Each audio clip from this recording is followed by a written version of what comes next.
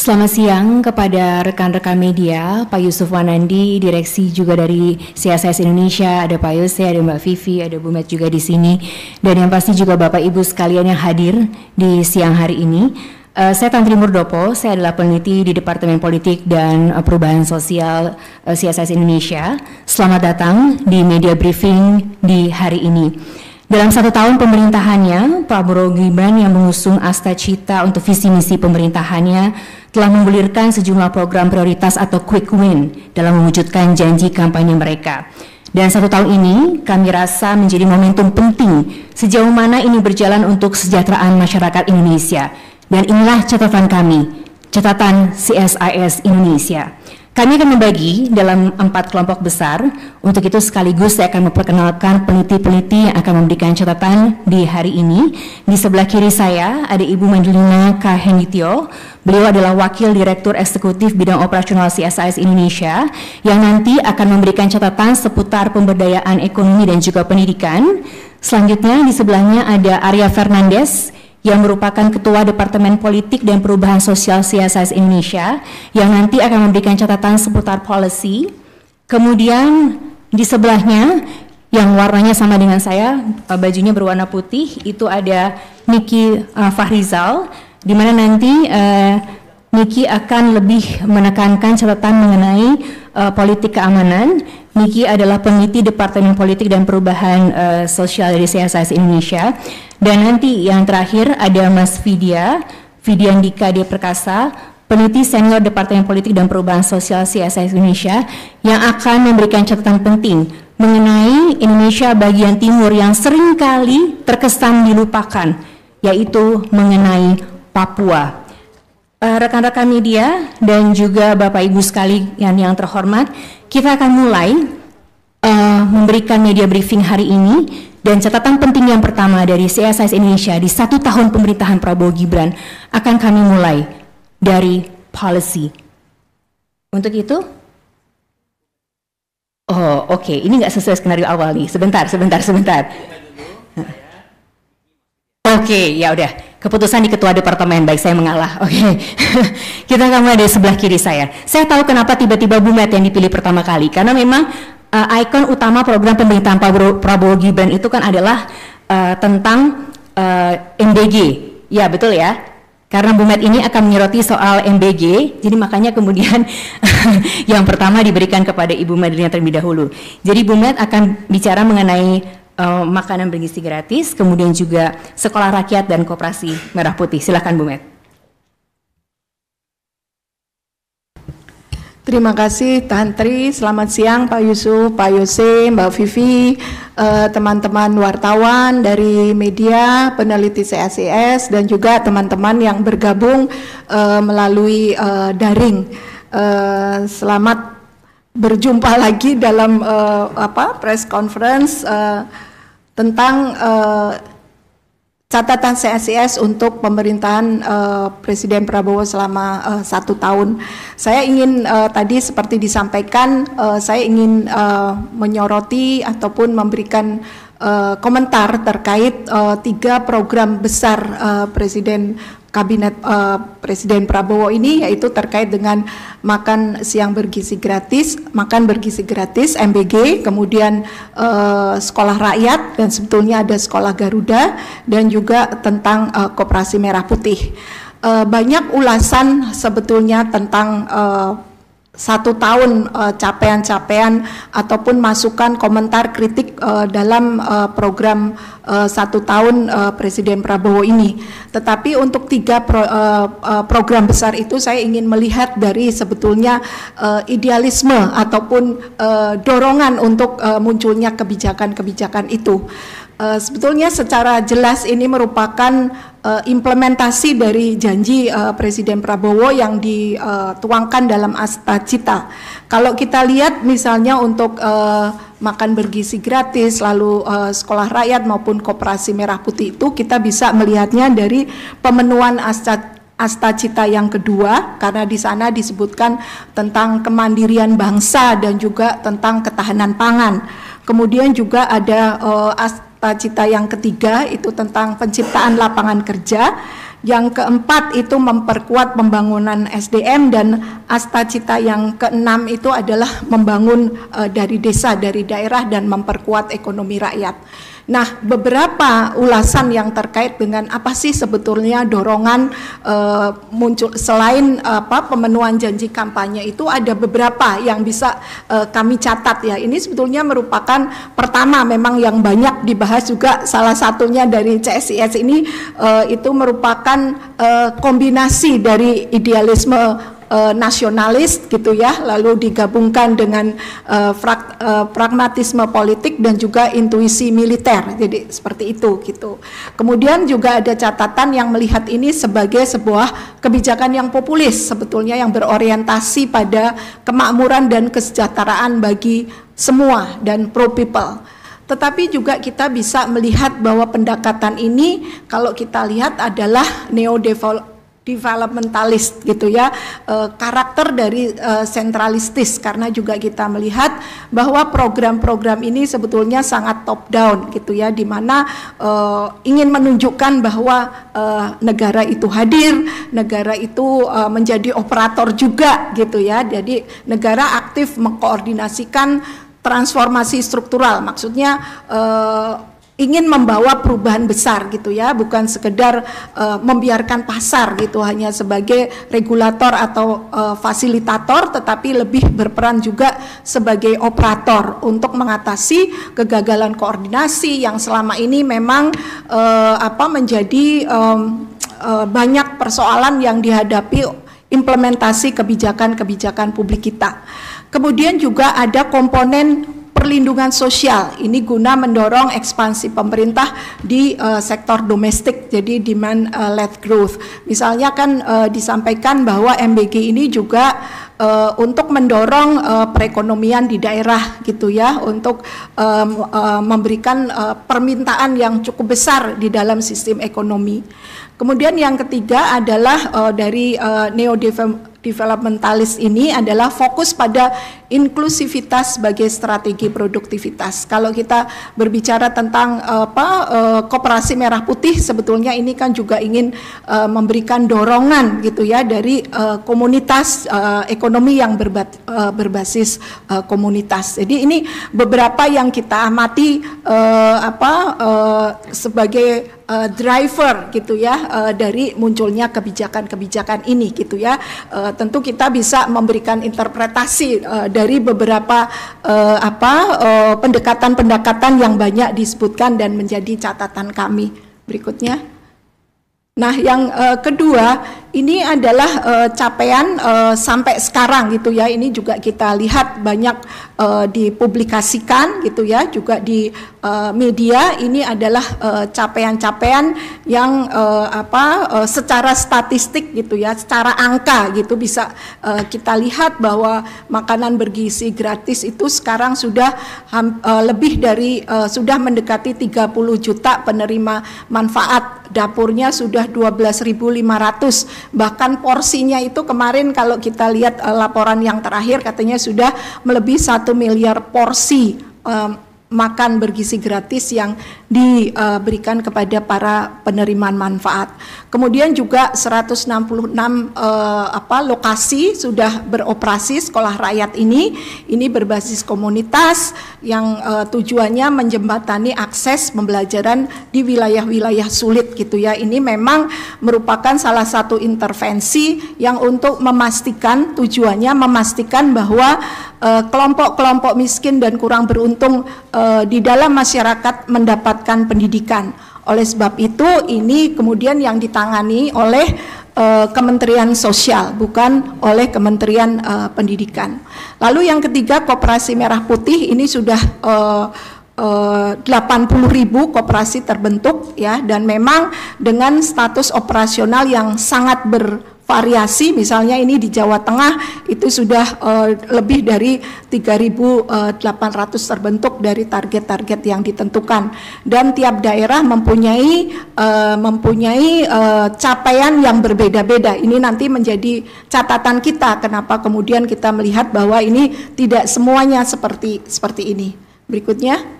Nah, Bapak Ibu dan teman-teman sekalian, kita tentu melihat kemudian sebetulnya apa yang sudah tepat ya dari program-program ini gitu ya. Tantangan-tantangan apa yang sudah terjawab dengan adanya program-program ini. Jadi kalau kita melihat MBG misalnya, paling tidak negara ini sebagai operator untuk memberikan layanan gizi kepada masyarakat, kemudian juga untuk pengadaan pangan lokal, dan juga klaim yang akan dikemukakan sebagai hasil daripada MBG ini adalah dampak kehadiran anak-anak di sekolah-sekolah yang semakin meningkat karena mereka antusias untuk mendapatkan makanan gitu dan juga berkonsentrasi belajar. Tentu Bapak Ibu nanti akan mempertanyakan apakah sudah ada data-data yang mendukung tercapainya tujuan ini. Ini berikutnya tentu ya, ini masih dalam proses ke sana gitu. Kemudian untuk sekolah rakyat ini adalah menjangkau anak paling miskin dengan human capital yang semakin baik untuk mengatasi anti kemiskinan. Jadi memang desain dari program-program ini tujuannya seperti itu. Lalu untuk Koperasi Merah Putih memang yang disampaikan tujuannya adalah bahwa ini untuk mendorong ekonomi di daerah gitu ya, dan juga untuk mendorong distribusi beberapa bahan yang memang diperlukan oleh masyarakat, juga untuk sebagai penyaluran kredit, juga ada untuk memberikan bahan bakar murah dan lain sebagainya. Nah, perspektif positif dari program-program ini sebetulnya yang disampaikan dalam dokumen-dokumen kebijakannya adalah negara itu hadir gitu ya, berpeluang nyata menjadi negara yang bekerja. Kalau ini berhasil gitu ya, kalau ini berhasil gitu, harapannya gizinya membaik, harga pangannya stabil, anak yang dari keluarga miskin tetap mempunyai pendidikan yang baik, kemudian ya, dan juga ini menunjukkan satu program dengan skala yang sangat besar ini ya, kuantitas ini menjadi indikator yang penting dalam program-program ini, karena harus dinyatakan sekian juta penerima manfaat, sekian miliar porsi gitu, sekian ratus koperasi, sekian ratus sekolah. Jadi memang emphasis pada kuantitas itu besar sekali. Nah, apa yang tepat tentu kemudian kita bertanya catatannya apa gitu. Ini beberapa catatan yang bisa kami sampaikan. Yang pertama adalah arsitektur lintas sektor. Kita mengetahui bahwa ada sektor-sektor ataupun channel-channel baru yang di-create gitu ya, di luar yang sudah ada. Misalnya dalam sekolah rakyat itu mengapa melewati kemudian Kementerian Sosial dan tidak Kementerian Pendidikan, ya kan? Kemudian juga ini tentu berkaitan dengan pertanyaan bagaimana dengan standar akademis, kemudian pertanyaan mengenai kualitas pendidikan yang ada di sekolah-sekolah yang dikelola Kemendiknas pun sekarang masih banyak persoalannya. Lalu bagaimana ini kemudian bisa juga menjawab persoalan pendidikan secara keseluruhan. Kemudian juga mengenai kelembagaan dan ekosistem gitu ya. Kita melihat bahwa MBG itu dibangunkan satu struktur organisasi tersendiri gitu ya, yang untuk mengcater kebutuhan ini gitu. Sedangkan ini juga misalnya akan beririsan dengan kebijakan-kebijakan yang lebih makro dengan persoalan ketahanan pangan itu seperti apa. Kemudian juga Koperasi Merah Putih itu juga ini berbeda lagi, lalu kita berpikir bagaimana ini kemudian disinkronkan dengan kelembagaan yang sekarang ini sudah ada, misalnya dengan badan usaha milik desa ya, yang BUMDes ataupun koperasi-koperasi yang lain. Kemudian tadi saya sampaikan bahwa penekanan pada kuantitas itu kemudian kita bertanya tentang sequencing gitu. Jadi jumlah-jumlah kuantitas yang besar dulu, baru kemudian nanti mutunya belakangan gitu ya. Padahal kan seharusnya memang jaminan mutu yang itu disempurnakan dengan standar operasional prosedur, kemudian jumlah-jumlahnya. Nah ini juga catatan mengenai adanya ekonomi politik dan resiko fiskal gitu ya, karena memang ada ambisi sosial yang besar dan ada mengenai disiplin biaya. Pertanyaan pertama dan pasti catatan pertama bahwa ini membutuhkan pembiayaan yang sangat besar. Dan implikasinya apa? Misalnya untuk MBG itu diperkirakan tahun depan itu akan lebih besar dari 300 triliun gitu. Dan itu akan diambilkan misalnya dari dana pendidikan. Riset kami di daerah-daerah itu, pemerintah daerah itu yang sekarang belum ya, daerahnya belum, MBG kan belum keseluruhan, itu sudah mempertanyakan siapa yang akan membiayai ini. Kami sudah tidak sanggup lagi kalau misalnya anggaran pendidikan itu harus juga diambil untuk membiayai program-program baru, termasuk untuk sekolah rakyat maupun untuk koperasi merah putih. Ini yang disebut crowding out ruang fiskal. Kemudian kita mencatat juga cepat saja agar nah ini yang tadi resiko fiskalnya saya sudah catat. Kemudian yang berikutnya Yudi, ini kami mencatat bahwa itu ada akar penyebab sistemik kenapa persoalan-persoalan ini muncul gitu ya. Tadi bahwa menonjolkan skala aktivitas yang besar ini menjadi komponen utama gitu ya. Sebelum kemudian memperhatikan soal mutu, soal standar, kemudian juga ada persoalan pusat dan daerah ya. Kemudian kita juga melihat jauh banget nih apa yang direncanakan oleh pusat dan implementasinya daerah ketika kebijakan itu sifatnya adalah top down. Jadi kita juga melihat persoalan-persoalan MBG yang tidak perlu saya sebutkan di sini gitu banyak terjadi di daerah-daerah karena negara yang sangat besar, lalu jarak yang jauh antara pusat dan daerah itu kemudian menimbulkan pertanyaan mengenai kesiapan dan dukungan daerah untuk mengimplementasikan kebijakan-kebijakan yang pusat. Lalu kemudian juga misalnya MBG itu kan juga payung hukumnya gitu ya, dibuatnya juga belakangan. Jadi persoalan-persoalan standar yang sebetulnya harus menjadi pegangan sehingga semuanya menjalankan dengan dengan aturan dan kriteria yang jelas itu yang kemudian menjadi persoalan. Next, terakhir Yudi. Nah ini Bapak dan Ibu sekalian, kita melihat kalau kita ingin memberikan catatan dan perbaikan, sebetulnya komponen-komponen apa gitu dari 3 program besar itu yang harus kita lihat.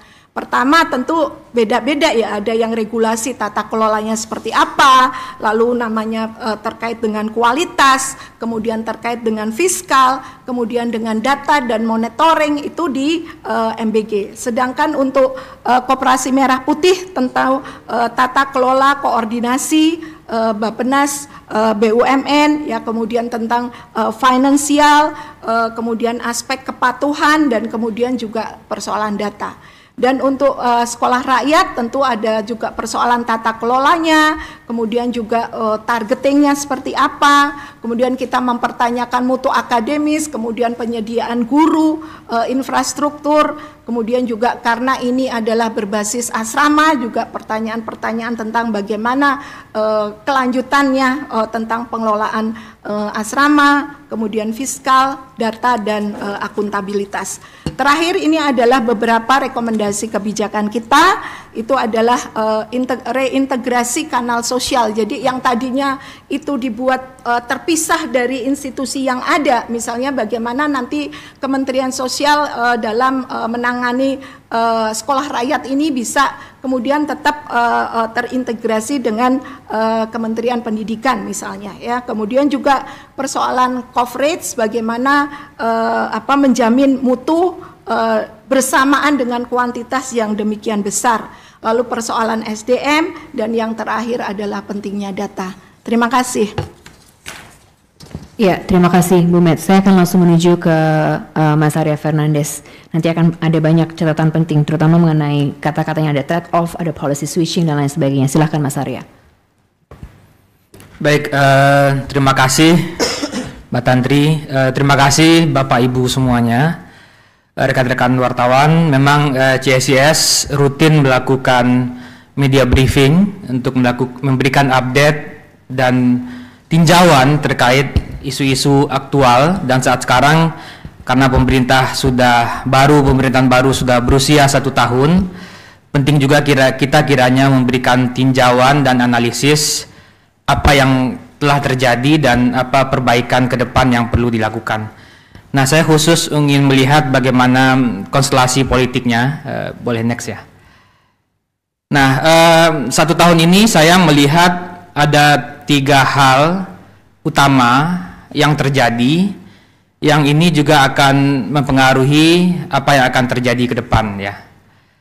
Satu, saya melihat ada policy trade off ya, yang tidak mudah dilakukan oleh pemerintahan Prabowo Subianto dan Gibran, dan trade off itu terjadi di 3 aspek ya.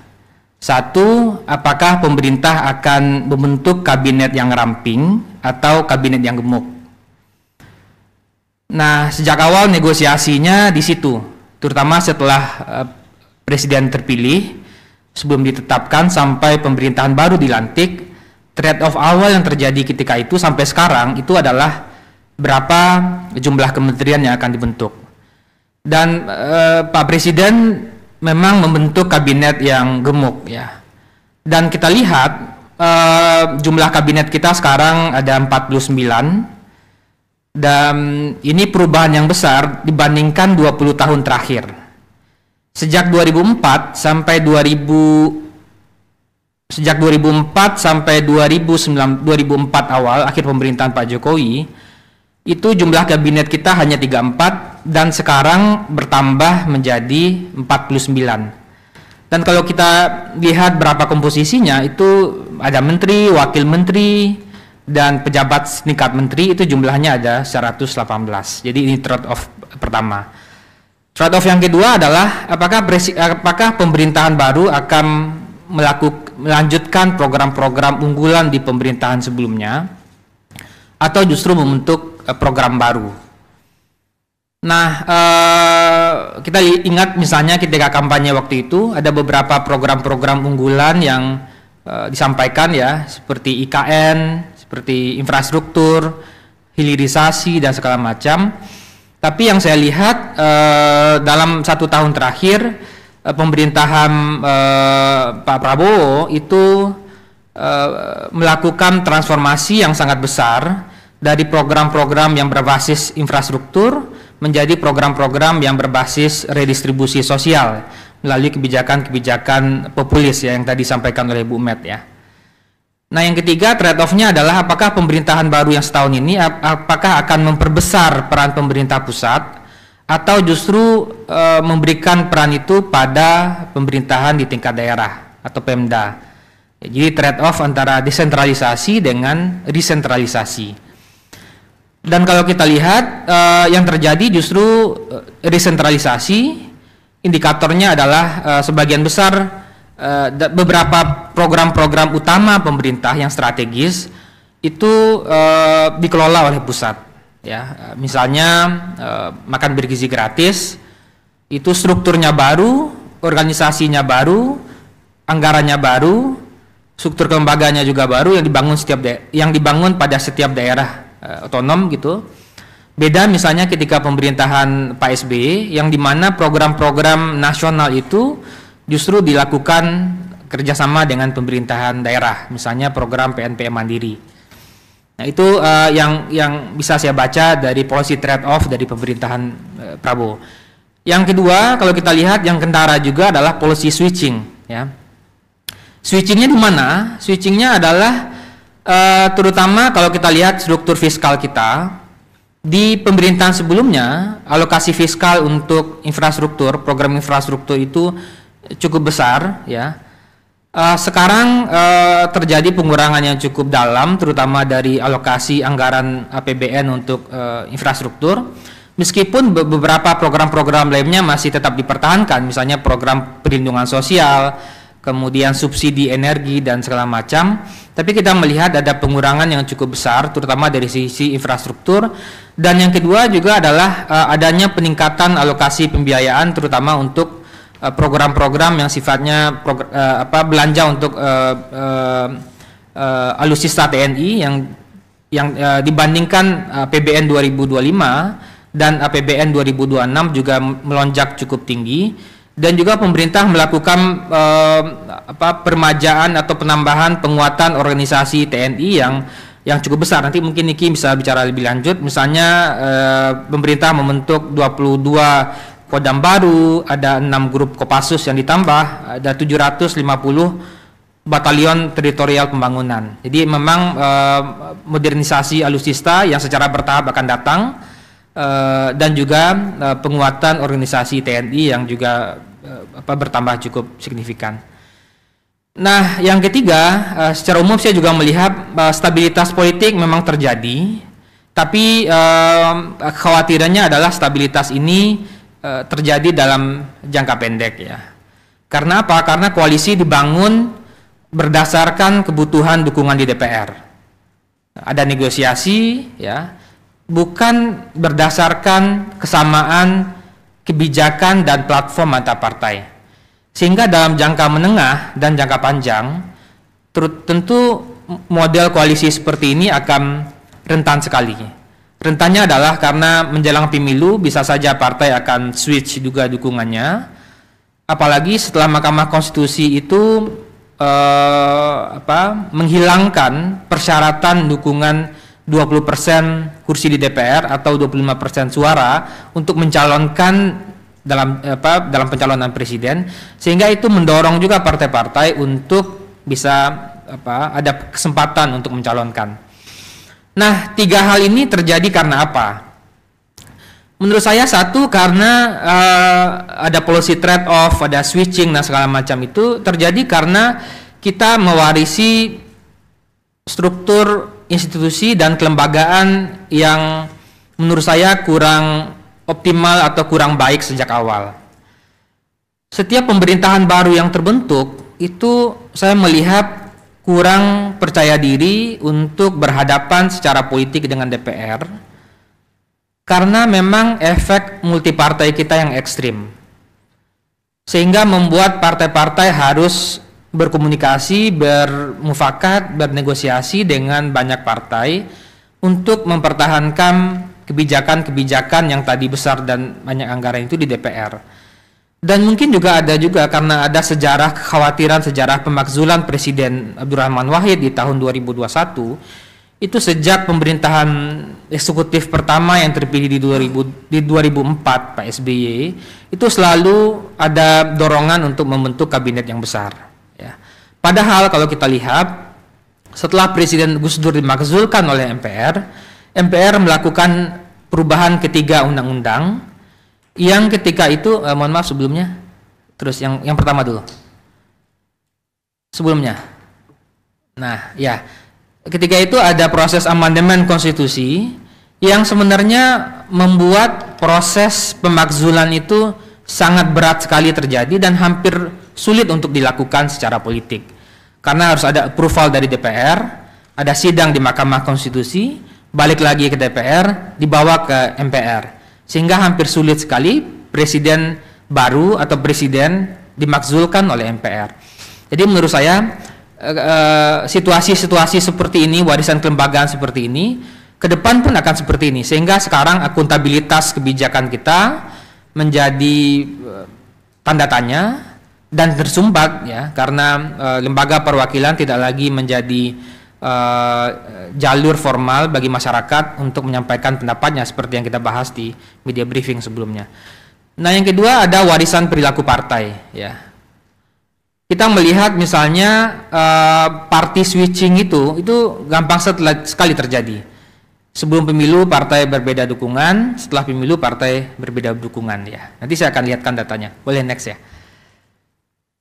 Nah, ini kalau kita lihat ya. Jadi saya coba membagi priorisasi pemerintahan sejak Pak SBY Pak Jokowi dan Pak Prabowo. Teman-teman bisa lihat di tahun 2004 ya, ini hasil pemilu putaran kedua, karena 2004 ada 2 putaran pemilu presiden. Ketika itu Pak SBY itu didukung oleh partai pendukung awalnya itu 39%.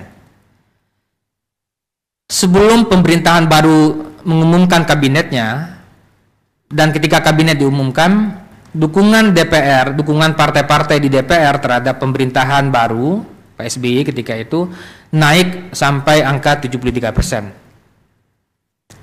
Di periode kedua, karena Pak SBY sudah populer, dukungan partai-partai awal ketika pemilu itu sudah naik jadi angka 56, tapi ketika itu pemerintahan tidak percaya diri juga, sehingga butuh dukungan yang kuat dari DPR, kemudian menambah lagi ke angka 75. Begitu juga Pak Jokowi, ya, awalnya 37, naik dukungan DPR-nya 69, dan yang lebih mengagetkan kita di akhir pemerintahan Jokowi itu dukungan politik di DPR itu nyaris sempurna, ya. Jadi 91,3% partai-partai di DPR itu mendukung pemerintahan Pak Jokowi.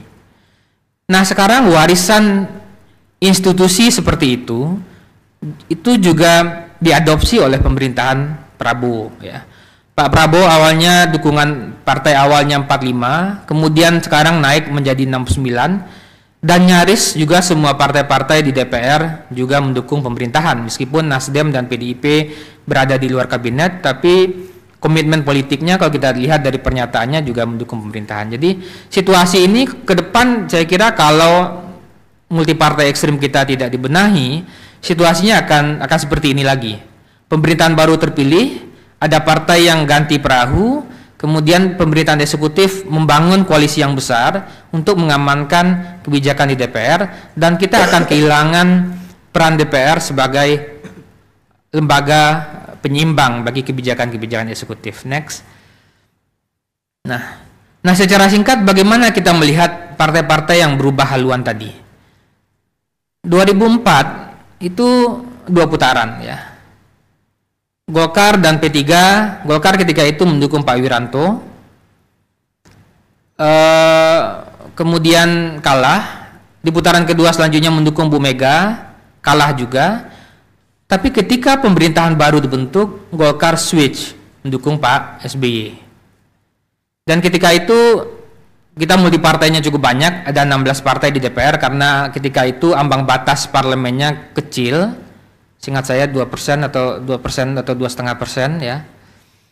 Nah, hanya ada 1 partai besar non pemerintahan ketika itu PDI Perjuangan. 2009 situasinya juga sama, ada partai yang pindah juga.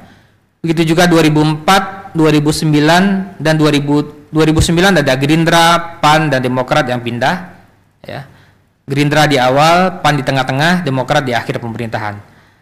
2004 ada PKB dan PKS yang sebelumnya mendukung pasangan Anies Muhaimin, kemudian sekarang pindah dan bergabung di kabinet.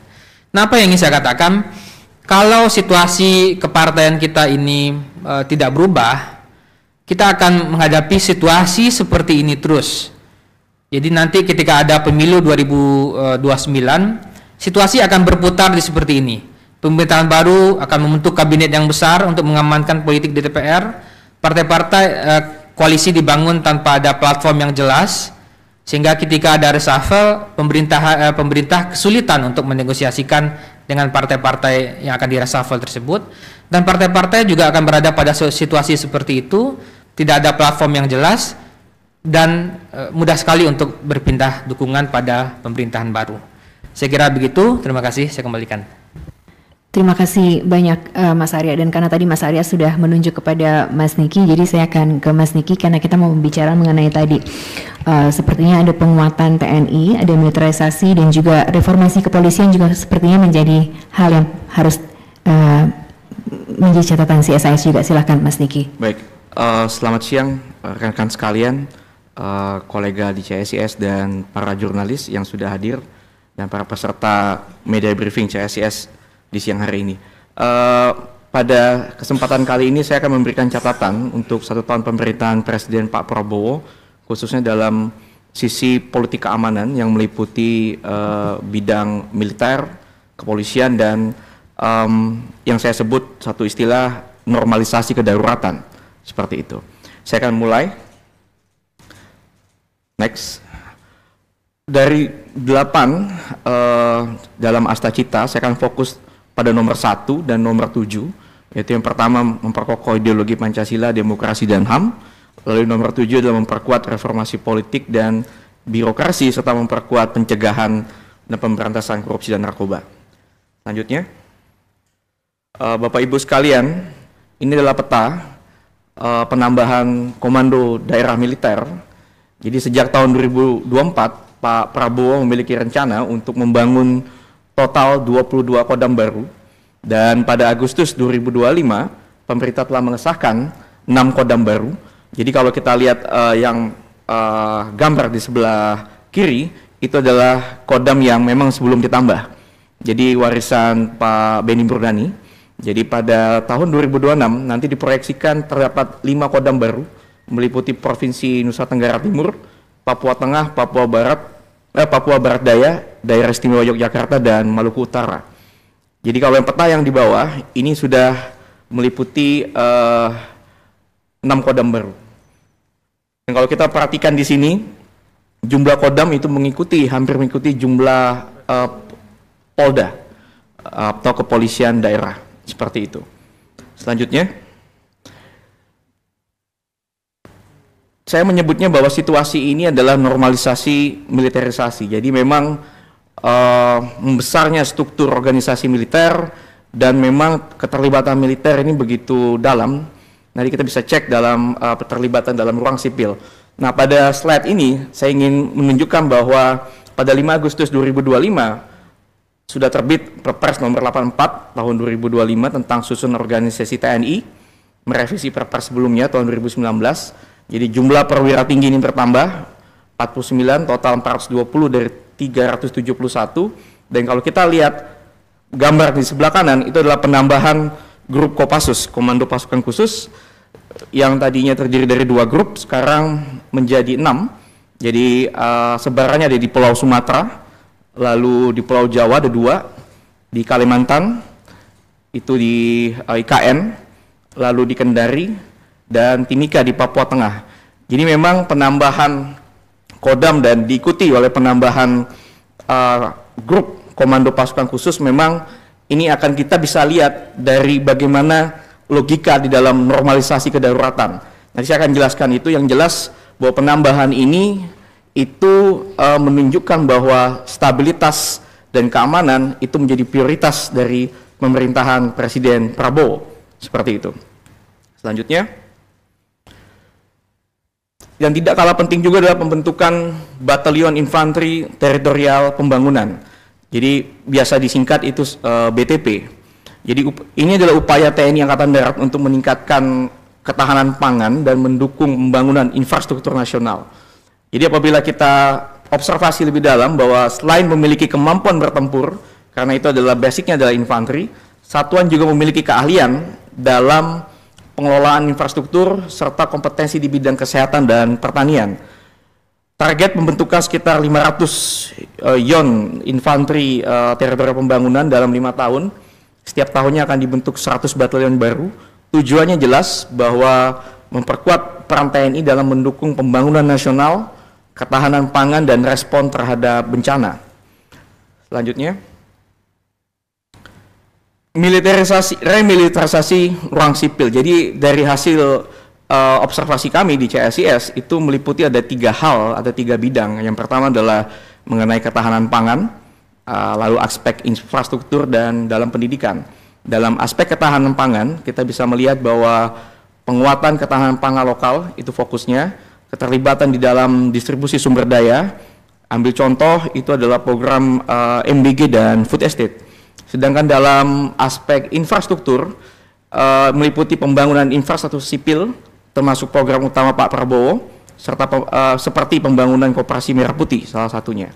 Dalam militer, dalam pendidikan, militer juga berperan dalam bidang pendidikan dan sosialisasi melalui kegiatan pembinaan serta penyebaran nilai-nilai kedisiplinan. Apabila kita melihat kasus dalam beberapa bulan yang lalu mengenai program anak nakal masuk barak, ini adalah bagian dari militer dalam pendidikan. Seperti itu. Lanjut.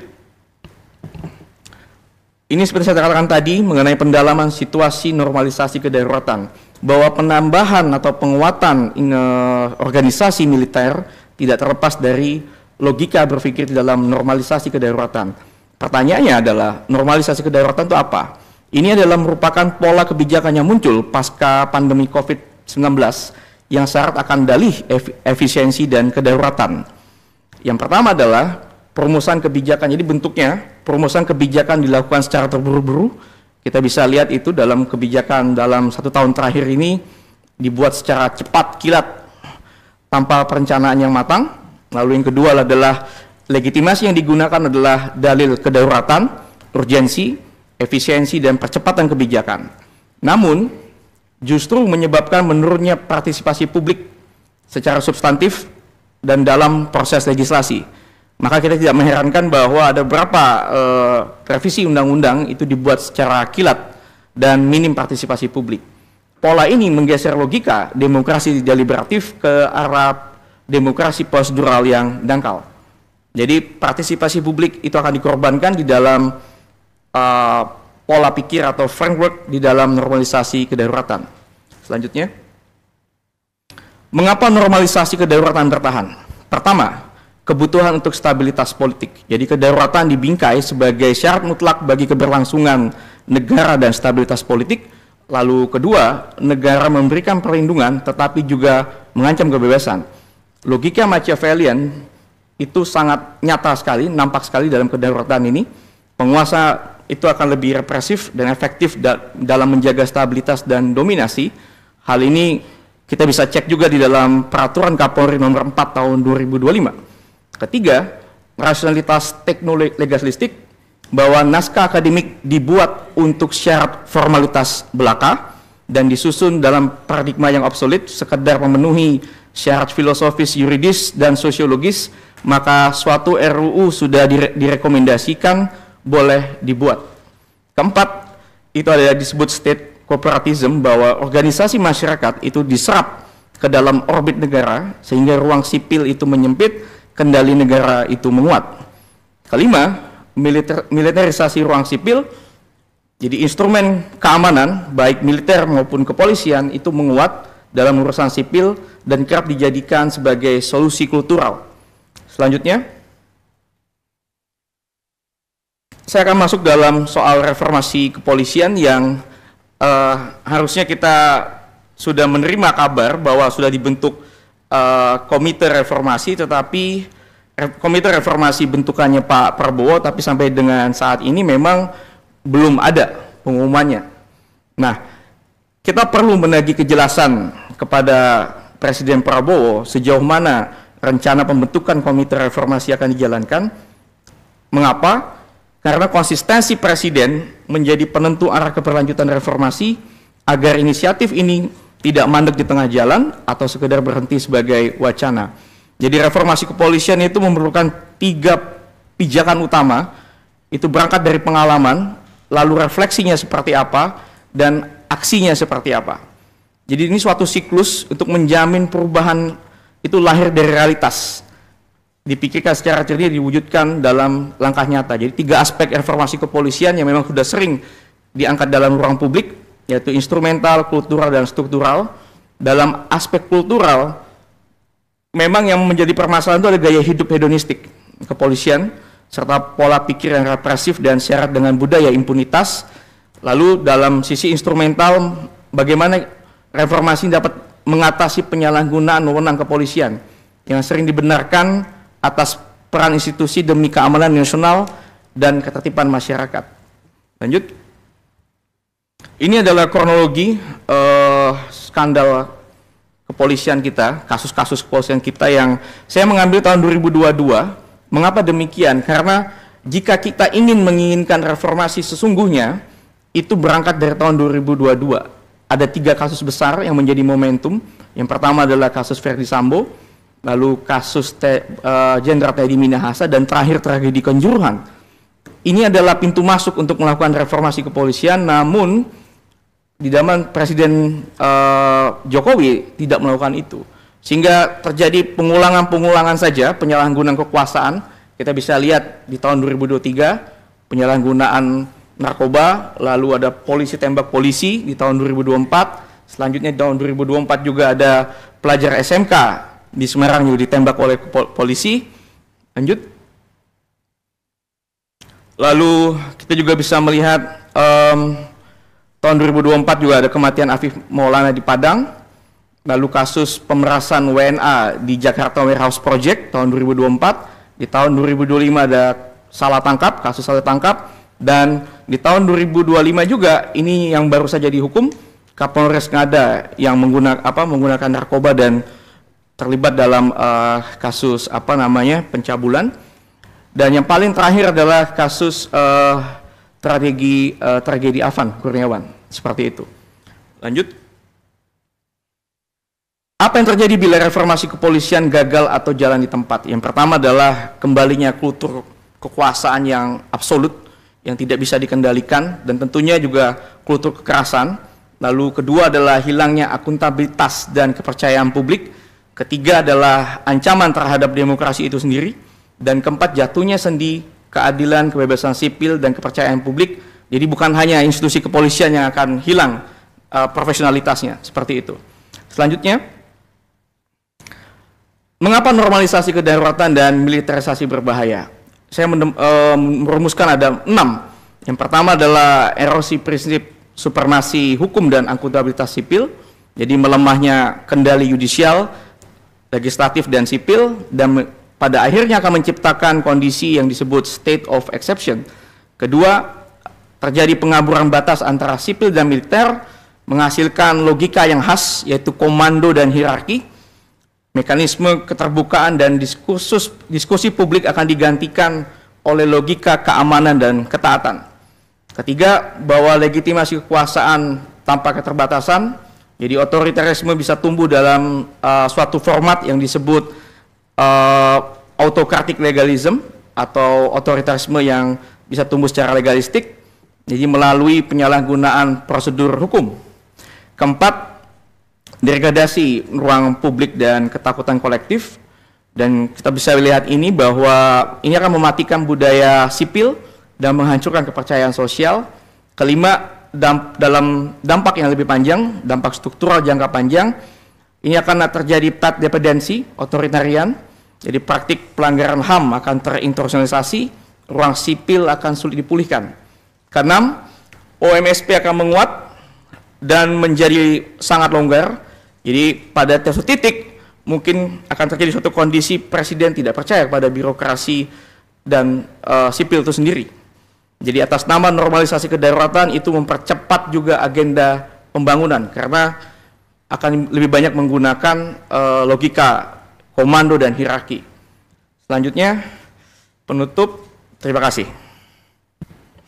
Iya, terima kasih banyak Mas Niki. Tadi dari salah satu slide yang Mas Niki adalah mengenai remilitarisasi dan berkaitan dengan food estate. Jadi saya yakin Mas Vidya, kalau kita bicara mengenai Papua pasti juga akan bicara mengenai food estate, kemudian juga situasi keamanan terkait dengan konflik separatarisme, sekaligus juga Komite Eksekutif Percepatan Otsus Papua yang baru dibentuk di 8 Oktober 2025 baru saja kemarin. Silakan Mas Vidya. Ya, terima kasih Santri. Saya pikir masuk akal ya, kenapa saya ditaruh di presentasi paling terakhir ya, karena saya harus bicara tentang permasalahan Papua, permasalahan yang sangat rumit, dan saya bisa nyelip permasalahan yang tambah rumit gitu ya. Kita sudah mempunyai 8 orang presiden, dan sorry to say ya, bahwa sampai saat ini pun tidak ada yang berhasil menangani permasalahan Papua itu gitu ya. Next. Ini berusaha saya identifikasi beberapa masalah Papua ya. Coba teman-teman bisa lihat, begitu banyaknya masalah di Papua. Yang garis hitam itu adalah permasalahan-permasalahan yang terkait dengan separatisme. Garis merah adalah permasalahan klasik Papua, ekonomi, rasisme, mentalitas, dan garis hijau adalah permasalahan isu baru sebagai pemberat permasalahan separatisme itu, gitu ya. Jadi semua itu saling terikat satu dengan yang lain. Akan sangat percuma apapun upaya untuk membangun Papua kalau isu konflik separatisme tidak atasi, akan sia-sia semua. Semua saling terkait, apalagi kita punya PSN, kita punya eksploitasi sumber daya alam. Itu adalah masalah pemberat untuk penyelesaian masalah Papua. Next. Next. Jadi ini adalah data yang saya ambil dari ICLED. Armed Conflict Location Event Data ya, dan saya pikir ini data yang cukup berani ya. Mereka punya metodologi yang sangat canggih untuk melihat tren kekerasan di Papua itu ya. Dan mungkin nggak ada satupun ya media di Indonesia itu yang bisa memotretkan eskalasi konflik yang sampai berjumlah ratusan itu gitu ya. Coba kita bayangkan 2024 aja udah hampir 200-an kasus kekerasan terjadi. Ini political violence ya yang terjadi di Papua. 2025 sampai bulan Mei sudah ada 100-an kasus.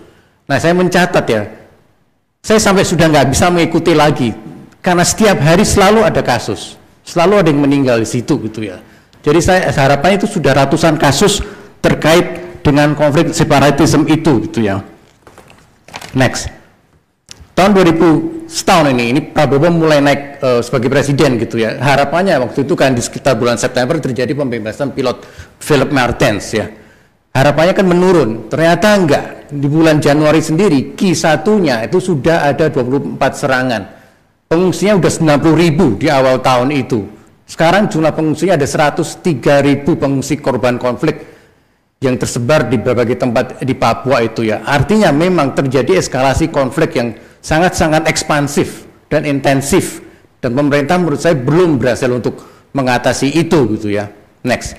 Di bulan Oktober sendiri, coba teman-teman bisa lihat, itu paling tidak ada 9 kejadian. Satu guru, Melanie Wamea kemarin yang baru meninggal disebut sebagai OTK atau apa, tentara kita mengatakan 18 orang OPM meninggal gitu ya, meskipun saya tanda petik karena memang itu terjadi perdebatan berapa yang sebetulnya meninggal seperti itu ya. Jadi bisa terlihat ya bagaimana konflik dan kekerasan itu menjadi suatu event sehari-hari di Papua. Next. Jadi apa sebetulnya kebijakan Prabowo untuk Papua, kebijakan keamanannya? Tetap ya saya melihatnya bahwa jalur keamanan militarisasi itu tetap kontinu. Sekarang ini sebenarnya kebijakan presiden yang dulu, tapi masalahnya seberapa intensif sekarang dilakukan, seberapa ekstensif dilakukan militarisasi ini. Dan saya melihat kecenderungannya apa? Mulai memakai serangan udara, memakai drone, memakai mortir, memakai bom. Nah ini benar-benar kita memerlukan suatu intelijen yang jitu ya. Kalau enggak, itu siapa yang bisa dibumi hanguskan di situ? Warga sipil kan. Kalau warga sipil sudah kena, politik labeling bermain lagi, instrumentalisasi warga sipil main lagi. Ini Intel, ini OPM, semua dimainkan seperti itu gitu ya. Jadi individu dilihat sebagai propaganda narasi gitu ya. Dan lemahnya sama sekali tidak ada pertanggungjawaban atau verifikasi gitu ya. Jadi kalau kita melihat kenapa Papua menjadi semakin rumit, kita tuh nggak pernah ada proses rekonsiliasi. Setelahnya masyarakat Papua itu diperlukan untuk membangun perdamaian itu, tapi karena terus-menerus terjadi kekerasan ini dan kadang-kadang warga sipil menjadi korban, maka itu jauh sekali dari permasalahan peace ya, permasalahan perdamaian itu. Nah, next berikutnya. Jadi selain jalur militarisasi gitu ya yang dilakukan oleh Prabowo, saya ingat ya di awal pemerintahnya dia ada wacana tentang amnesti dan gerasi gitu ya. Saya tidak tahu seberapa masifnya ya atau berapa orang yang akhirnya dikeluarkan atau diberi amnesti. Tapi juga ada upaya untuk reintegrasikan ya para OPM itu untuk kembali setia kepada NKRI itu ya melalui program DDR itu atau disenfarmament. Tapi di sisi lain juga banyak juga kasus TNI maupun Polri yang desersi. Mereka sekarang menjadi OPM seperti itu ya. Jadi selain militarisasi ada proses jalur politikal dan hukum gitu ya, dan Prabowo selalu menekankan pada kebebasan berekspresi ya, tapi asal jangan anarkis. Nah ini sulit ya untuk konteks Papua ya, karena setiap demo itu pasti diprovokasi dan setiap ada provokasi pasti terjadi pelanggaran HAM. Nah itulah ya sulitnya menangani permasalahan kebebasan diekspresi di Papua. Next. Dan berikutnya memang seperti tadi teman saya Niki mengatakan, revisi undang-undang TNI itu asumsi semakin banyak membawa pasukan militer ke Papua itu, dan tetap masalahnya sama, nggak ada transparansi, nggak ada akuntabilitas gitu ya. Dan terakhir jalurnya apa? Soft approach-nya apa? Ya otsus itu. Tapi sampai kapan kita bisa merasakan otsus itu? Itu perlu waktu yang bertahun-tahun itu. Jadi sebagai kesimpulan sebetulnya ya, evaluasi kebijakan perkembangan Prabowo adalah dia menerapkan campuran antara soft and hard policy. Tapi menurut saya tetap beban terbesarnya adalah di permasalahan operasi keamanan itu atau militerisasi itu gitu ya. Jadi itu yang menjadi catatan yang sebenarnya harus kita perhatikan bersama, dan terus terang ya sampai saat ini deeskalasi konflik belum berhasil gitu ya. Malah zona perang TNPB OPM makin luas, ada 9 zona perang. Dulu kalau kita suka melihat bahwa daerah perang Papua adalah daerah pegunungan, sekarang di daerah-daerah pantai pun sudah mulai ada kodap-kodap OPM gitu ya. Dan saya melihat kadang-kadang situasi semakin tidak terkendali, korban semakin banyak, dan politik labeng dan instrumentalisasi warga sipil juga semakin meningkat. Jadi cirinya adalah terjadinya adalah operasi keamanan yaitu hit back without berikutnya Mas Budi. Ya. Jadi memang ya sebetulnya idealnya kita harus bisa menciptakan jeda kemanusiaan, tapi itu nggak pernah berhasil. Nggak pernah berhasil gitu ya. Saya katakan tadi rekonsiliasi juga tidak berhasil karena permasalahan konflik dan emosional, dan memang ya tuntutan daripada OPM sendiri untuk mengadakan dialog itu adalah tetap ada opsi bahwa mereka ingin penentuan nafsu sendiri. Jadi itu out of the question bahwa dialog tidak mungkin dilakukan karena itu. Dan kenapa konflik susah diatasi? Ya satu, karena akar masalahnya tidak selesai. Tadi Niki sudah bilang salah satu yang masalah utama adalah impunity itu sendiri gitu ya. Jadi permasalahan Papua bukan permasalahan pembangunan fisik. Permasalahan Papua adalah permasalahan keadilan dan dialog. Dan pendekatan keamanan juga terbukti kontraproduktif dengan berbagai alasannya, mau geografi, mau cuaca, mau strategi perang, mau OPM dilindungi masyarakat, mau anggaran, mau SDM, itu menambah kompleksitas itu ya. Semakin banyaknya wilayah operasi daripada aparat keamanan justru membuat kelompok-kelompok OPM juga makin bertumbuh, mereka menjadi semakin ekspansif untuk itu. Next, trust tidak ada. Masyarakat diperlukan untuk trust, tapi itu tidak terjadi karena masalah kekerasan itu gitu ya. Jadi dialog juga tidak terbentuk karena minim dilakukan ya, jadi belum intensif ya, tidak ada mediasi. Next, dampak pembangunan juga tidak inklusif, tidak melibatkan masyarakat, dan ini juga kita punya ya dua lembaga HAM, Kementerian HAM dan Komnas HAM yang sama sekali menurut saya sangat lemah. Mereka belum bisa berfungsi untuk melindungi kepentingan masyarakat sipil. Jadi sebagai kesimpulannya, saya melihat bahwa strategi keamanan Prabowo cenderung mengulang kesalahan pemerintah. Ya, sebelumnya tanpa mengatasi akar masalah yaitu ketidakadilan, kesenjangan dan trauma historis yang mendalam di masyarakat Papua. Berikutnya adalah tentang PSN. Kita semua tahu, next Mas Yudi, tahu tentang kontroversi PSN itu apa ya? Niatnya baik. Misinya baik gitu ya, prosesnya itu yang salah menurut saya gitu ya. Karena memang ketahanan pangan adalah penting ya, tapi ini adalah masalah yang memperluit masalah Papua itu ya. Karena itu melanggar undang-undang otsus terkait masyarakat adat, terjadi kooptasi elit politik lokal, militerisasi menjadi dominan, tidak ada free consent dari masyarakat, dan tidak ada bukti ilmiah bahwa food estate itu berhasil selama ini gitu ya. Next. Jadi apa yang harus dilakukan? Menurut saya itu sangat konkret gitu ya. Tidak mungkin kita menolak kebijakan ini, tapi bisa nggak kita membuat kebijakan ini humanis gitu ya. Humanis itu artinya apa? Ya kita melibatkan masyarakat lokal, mereka berhak mendapatkan perlindungan, manfaat ekonomi, dan proyek ini harus transparan ya. Kalau tidak, kalau proses ini tidak dijalankan dengan proses yang benar, apa yang akan terjadi kalau ini tetap dilaksanakan dengan implementasi yang salah yang melanggar HAM, itu akan semakin memperkuat distrust, menjauhkan dari upaya rekonsiliasi, dan menyuburkan ideologi separatisme itu sendiri.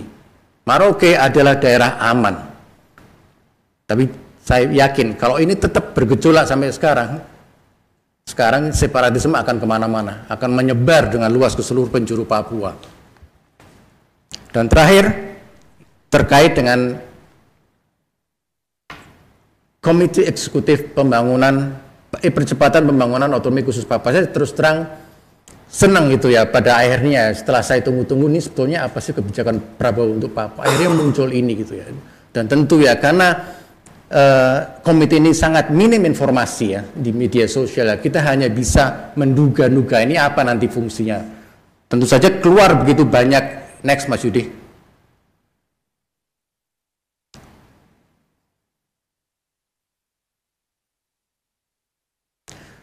Ini begitu banyak, jadi lembaga ini muncul di antara optimisme maupun pesimisme gitu ya. Siapa yang optimis dia mengatakan ini gimana line of duty-nya dengan BP3 OKP gitu ya. Apakah tumbang tindih, apakah itu jadi duplikasi atau apa, apakah dia bisa merepresentasikan orang Papua ya. Tapi menurut saya ada di pihak yang tetap optimis untuk itu gitu ya. Optimis untuk apa, tapi dengan catatan, next Mas Yudi.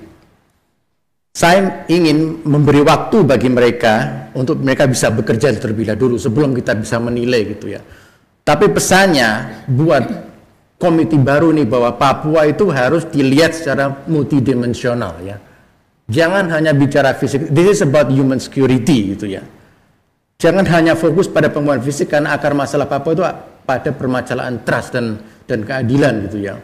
Dan upaya membangun rekonsiliasi itu perlu mendapat perhatian utama dari komite itu gitu ya.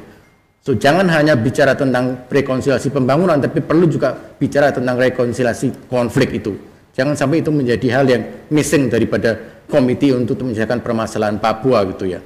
Karena selama ini tidak ada yang linear antara pembangunan ekonomi dan resolusi konflik. Itu sebagai sebuah entitas yang kadang-kadang berbeda. Nggak ada linearitas ada di situ. Kita sudah membuktikan itu dari research CSIS itu.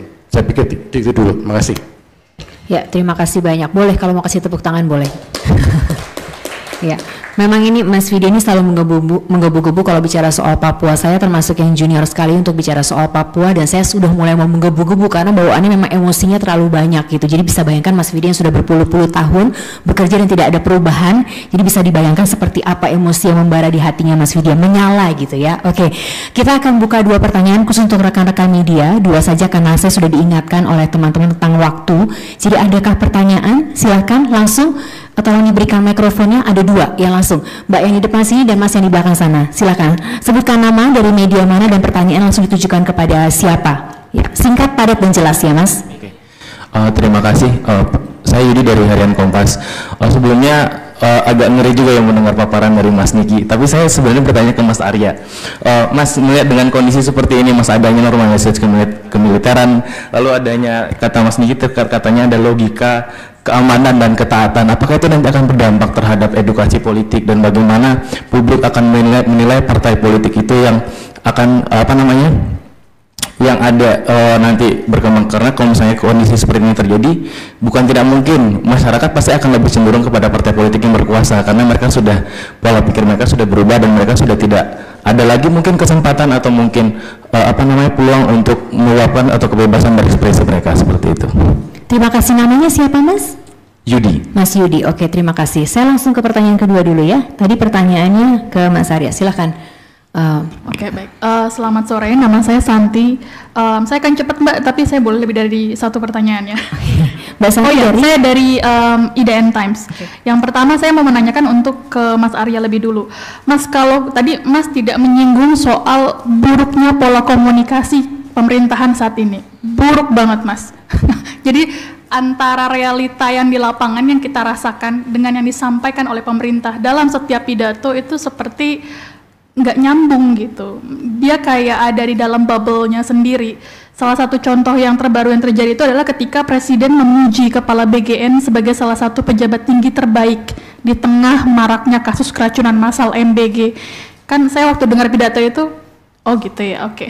Jadi yang ingin saya tanyakan adalah dalam pandangan CSIS, mengapa gap informasi itu bisa terjadi?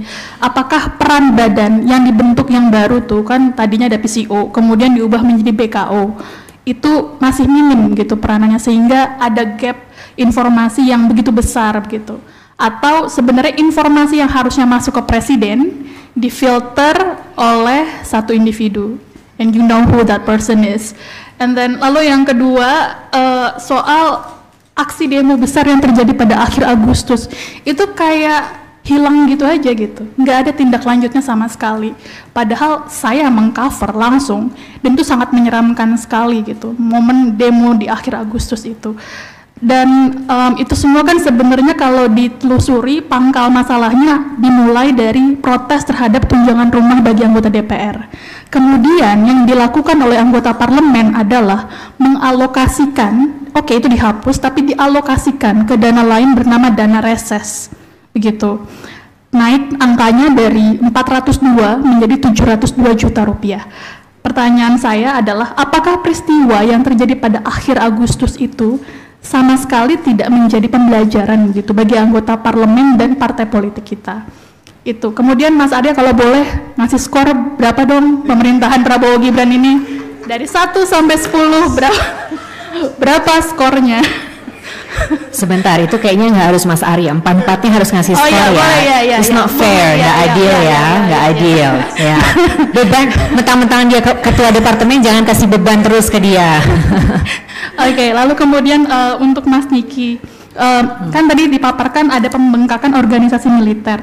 Nah, sebenarnya pembengkakan ini disusun berdasarkan apa sih Mas kalau dari pandangan CSIS? Apakah potensi ancamannya atau sebenarnya hanya ingin memberikan jabatan kepada para perwira tinggi dan menengah di TNI yang nggak punya pekerjaan gitu, jabatan atau non-job gitu?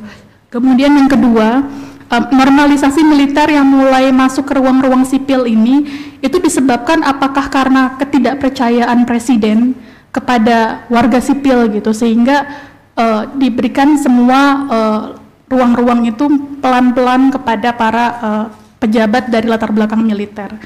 Kemudian yang ketiga Mas, karena kan walaupun kita efisiensi ya anggaran, tapi untuk pertahanan alutsista itu enggak efisien sama sekali. Karena saya bertemu dengan Pak Syafri di DPR, beliau mengatakan kenapa anggaran Kemhan selalu besar, karena memang itulah harga yang harus dibayar untuk kedaulatan kita, begitu. Dan kalau ngelihat komposisi alutsistanya itu macam-macam kayak gado-gado gitu. Ada dari Turki, ada dari Prancis, segera kita akan beli dari Cina gitu. Nah, kalau dari pandangan teman-teman di CSIS, apakah pembelian alutsista ini memang trennya tuh masih dibutuhkan gitu ya, karena kalau melihat negara lain sepertinya mereka sudah mulai fokus hanya ke teknologi yang bahkan bisa dikendalikan dari jarak jauh begitu, nggak harus menerapkan semua alutsista dikerahkan gitu dan sending boots on the ground gitu. Atau sebenarnya ada hal lain dari pengerahan pembelian alutsista itu. Ya, oke. Cukup dulu ya Mbak. Nanti kita akan ada doorstop dan juga bisa ada sesi wawancara. Jadi tunggu ya. Ini kita akan dijawab sesinya. Oke. Mungkin bisa tolong dijawab untuk Mas Arya, Mas Niki, dan juga nanti terakhir. Untuk yang skor kita skip aja ya. Baik, makasih Mas Yudi dari Kompas. Saya ingin pertanyaannya soal bagaimana kita melihat kecenderungan publik ke depan ya. Satu, menurut saya kalau kita lihat data sejak 2004 itu memang ada tren yang positif bagi partai-partai yang tengah berkuasa. Demokrat naik dari 7% menjadi 20%, PDIP 2014 juga naik ke 2019, dan yang sekarang juga Gerindra di DPR hanya 86 kursi dari 550. Kecenderungannya kalau kita lihat dari tren perolehan suara partai-partai sebelumnya dan program-program pemerintahan yang sekarang menyasar banyak sekali penerimaan manfaat ya, baik itu makan bergizi, koperasi dan segala macam, saya berasumsi kemungkinan juga akan mengalami kenaikan. Tetapi apakah akan naik atau tidak itu saya kira juga akan dipengaruhi juga oleh beberapa hal. Satu, apakah seberapa kuat partai oposisi kita, atau seberapa ada partai yang punya komitmen oposisional yang kuat gitu. Nah, itu akan memberikan diferensiasi bagi pemilu kita di 2029 nanti. Yang kedua, saya kira sekarang juga masyarakat mulai aktif ya, terutama di kelompok kelas menengah dan mahasiswanya. Dan masyarakat yang aktif ini saya kira juga akan mempengaruhi bagaimana output pemilu kita di 2029 mendatang. Yang ketiga, saya kira adalah soal kandidat capresnya. Siapa kandidat capresnya? Itu juga akan mempengaruhi bagaimana masyarakat memilih 2029 mendatang. Jadi 4 hal itu saya kira akan mempengaruhi lanskap politik kita ke depan. Meskipun ada tren kenaikan partai-partai yang tengah berkuasa, tapi situasi juga bisa berubah dengan cepat. Ya. Kemudian untuk Mbak Santi, saya kira bagaimana kita melihat pola komunikasi di internal pemerintahan ya. Saya kira ini nggak lepas dari situasi di mana koalisinya yang besar, sehingga friksinya juga tentu akan membesar. Baik friksi di internal Beringin 1 atau friksi di antara partai-partai koalisi. Memang tidak muncul ke permukaan, tetapi yang kita khawatirkan tentu menjelang pemilu, riak-riak itu mungkin saja bisa muncul ya. Karena bagaimanapun tentu party switching itu khas Indonesia.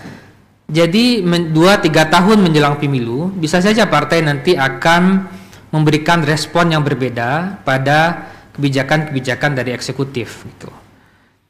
Nah, elit yang banyak ini juga membuat saya kira menjadi sulit juga bagi Pak Presiden untuk memantau, mengontrol dan mengendalikan bayangkan 49 kementerian.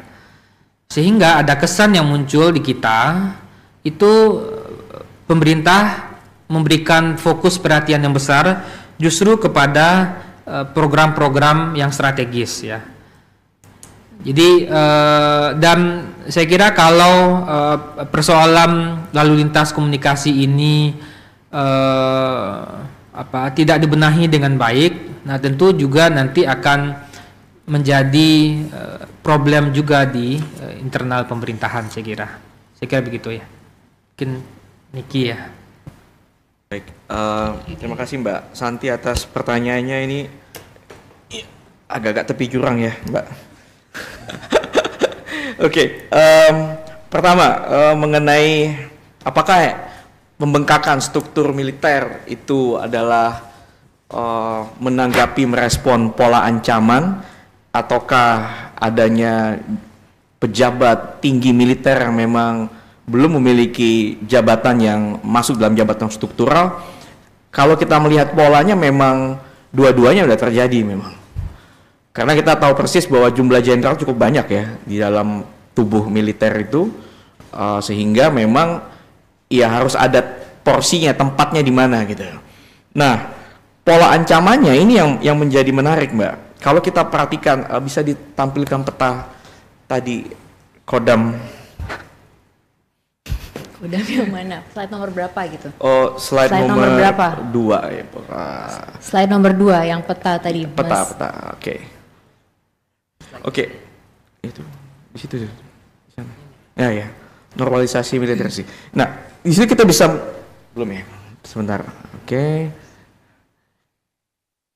Lanjut, geser. Nah, kalau kita bisa melihat itu ya, ini kan sebenarnya ada pesan yang cukup kuat gitu. Kalau kita lihat penambahan Kodam baru ini kan yang pertama adalah wilayah Riau, Kepulauan Riau. Artinya ini untuk merespon apa yang terjadi, misalkan akan terjadi krisis di Laut Cina Selatan. Seperti itu. Lalu apabila kita lihat itu di penambahan di Kalimantan Tengah, jelas itu adalah untuk pengamanannya IKN. Lalu di Sulawesi Tengah dan Barat tentunya itu untuk menjaga ALKI itu ya, lintas komunikasi itu yang menuju IKN. Dan kalau di Papua Selatan jelas sekali bahwa Papua adalah wilayah yang tadi krisis yang bergejolak. Nah, ini menarik. Jadi ini antara adanya urgensi, tetapi juga ada juga kebutuhan ekonomi juga. Slide selanjutnya coba kita cek. Kopassus misalkan, penambahan Kopassus itu Kendari. Mengapa Kendari? Kita tahu persis bahwa itu adalah wilayah tambang yang eksklusif sekali di sana. Oke. Lalu Dumai, Riau, kita tahu persis bahwa itu ada ladang minyak dan cukup banyak tuh, tertua juga. Lalu di Papua Tengah, Timika, kita tahu apa yang terjadi di sana. Jadi memang ada kombinasi antara sisi urgensi, lalu sisi untuk perlindungan proyek strategis negara nasional, dan ekonomi ada juga di sana. Jadi memang kombinasi antara itu sehingga militer itu diperluas. Dan memang kita tahu persis juga bahwa Pak Prabowo memang lebih condong dalam pendekatan gaya-gaya militeristik ya untuk menanggapi beberapa isu seperti itu. Lalu mengenai kenapa anggaran lain itu diperketat, ikat pinggang, tapi untuk pertahanan tidak. Itu yang terjadi, saya katakan tadi sebelumnya bahwa yang terjadi adalah keadaan pengecualian dalam normalisasi kedaruratan untuk bertahan ya. Sejak COVID berakhir, yang terjadi adalah keadaan pengecualian. Di bidang pertahanan dikecualikan dari bidang-bidang lain sehingga tidak terjadi pengetahuan anggaran. Seperti itu. Lalu kenapa kita membeli alat alutsistanya campur sari ya, seperti itu ya. Dan hampir ke setiap negara produsen senjata kita beli rata-rata. Justru itu yang menariknya. Mungkin jangan-jangan negara kita FOMO. Ya, jangan istilahnya tuh jangan nggak punya nih senjata ini nih, kita harus punya. Padahal logikanya adalah kita harus tahu kebutuhannya apa, doktrin militer itu apa, strateginya apa. Dalam pertempuran modern kita ketahui bahwa dalam orkestrasi pertempuran kita tahu persis bahwa software itu harus sama.